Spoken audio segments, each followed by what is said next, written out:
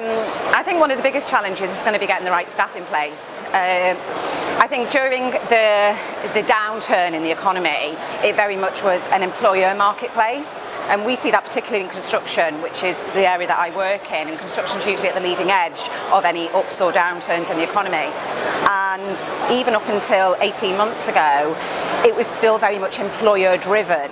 They were having, a really big pond to fish in to get the right candidates through.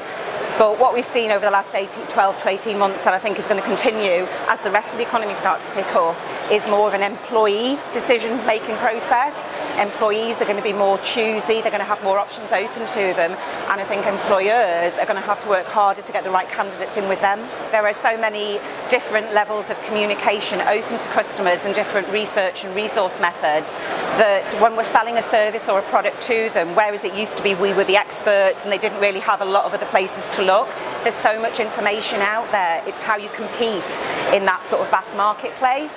And I think as customers become more savvy, which they've had to do during the difficult times, and they've seen that they can get results in other ways, it's how we work with them to make sure that they continue to capitalise on the results in the future with the different options that are open to them. Well, sales operations is probably one of my favourite topics. I'm very much a KPI-driven person, and I believe in KPIs, not just for a tick in the box, but they actually tell you a lot about the business and about what's happening. And I think some people think that they're just about what's happening in the sales, with the sales teams, but they also give indications about what's happening in the wider marketplace.